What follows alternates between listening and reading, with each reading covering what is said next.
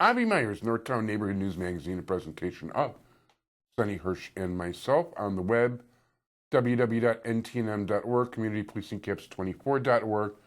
Congratulations to CAN-TV on their new studios.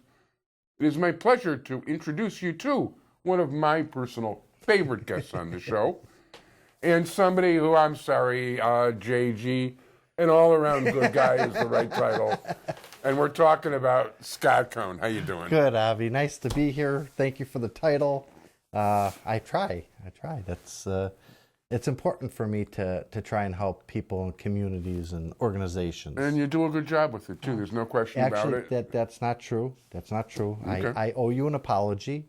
I made a promise. I was supposed to make a donation before the New Year's, and you said they needed it, and I couldn't get here on time, and I apologize for breaking that promise. Oh, so you tripled the amount, and believe me, that'll make it okay. No, it's still not okay to break a promise. It's not. No, I appreciate it. The only thing is, I knew when I told you this, and it was true, that you know, like you wouldn't forget today. Because listen, I'm as forgetful as you are, to be honest. It's terrible. I mean, I am that way. So, I mean, my nickname was the absent-minded professor in college. Seriously. I mean, not as a college professor, as a student. No, I understand. You know, I always, Dre Cup was whatever.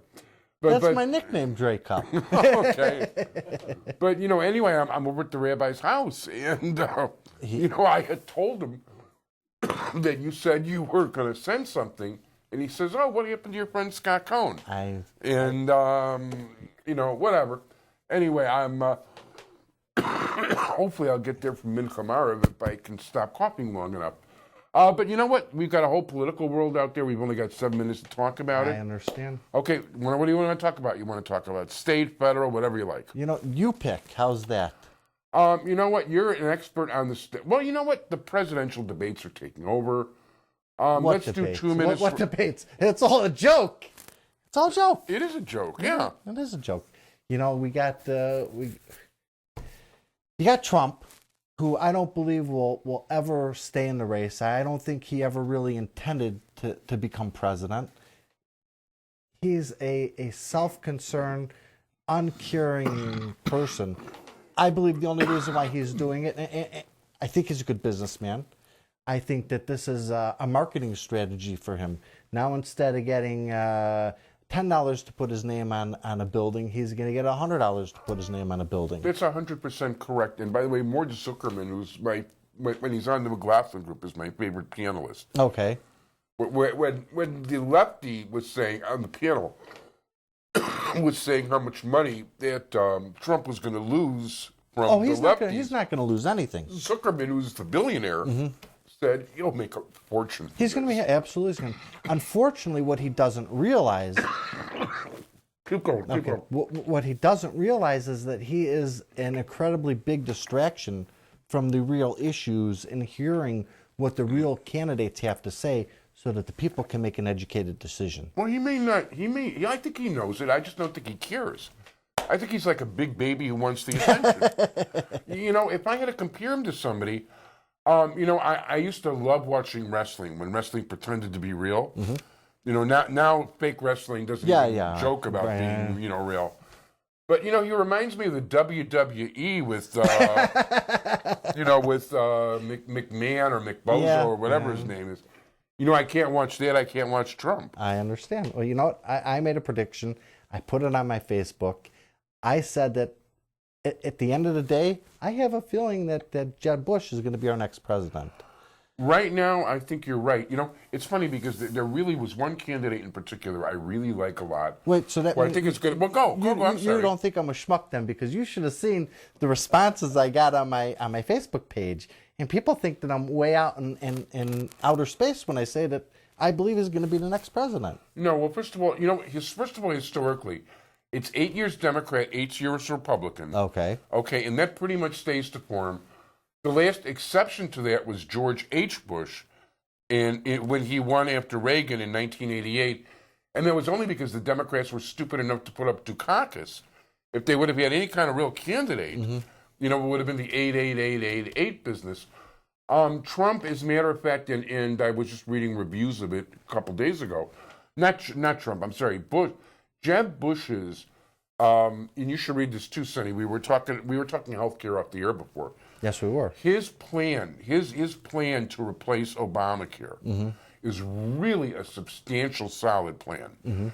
He really cuts. I'm not going to say it's perfect, but then again, Nothing how is would I perfect. know what's perfect? I wouldn't. I agree. I wouldn't. None of the. But it's like none of this. How many thousands of pages and well, we got to enact it in order to find out what's in it. Bull. Well, we know one thing with that theory. We know one thing: Obamacare is not working. It's a bad plan. And it also it prevents one thing we didn't mention earlier too when we were debating it. It does not. It stops businesses from wanting to expand past a certain point. Absolutely. It keeps workers. I know so many American workers that are limited to under 30 hours a week. Sure, because of the health because insurance. otherwise Right. they have to do the health insurance thing. Sure. And you know what? If you just let them work the damn hours somehow, Right. which you're not allowed to. Well, one of the things we talked about is the fact that Obamacare was designed with one big point in mind, and that was to get everybody affordable health care. Well, then you tell me why we have millions of people here in Illinois alone that have no health care, that are still using the emergency rooms as their primary care physicians. It doesn't work. No, it doesn't work at all. It just doesn't.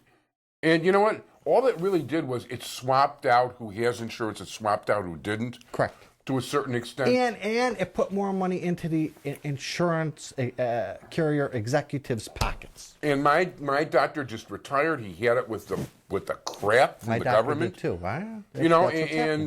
My friends who are doctors, one after another. Even as a matter of fact, there's the guy who's been on the show a lot, Ari Friedman, who's talked about becoming a flight instructor. He actually, this guy's cool. You'd love him. Okay. He did something like over 400. He flew not just a helicopter, not a Black Hawk, but whatever the Navy has. It's similar. Okay. Over 400 ship-top landings during the Gulf War. Really? Jewish kid. He did it to get through medical school. Okay. They paid for it. And now he's talking about giving up being a pediatrician, because he can't handle what the government. It's not that he can't handle it. It's like meaningful use. It's destroying doctors. Here's a guy who wants to do good for people, and he's being told by a bunch of nimrods in Washington how he's got to do it. Listen, I know the feeling. When I ran for lieutenant governor, I only wanted to do good for people, and the party destroyed me. The party didn't want you to do. So you're not allowed to do good, Scott. You got to learn that lesson.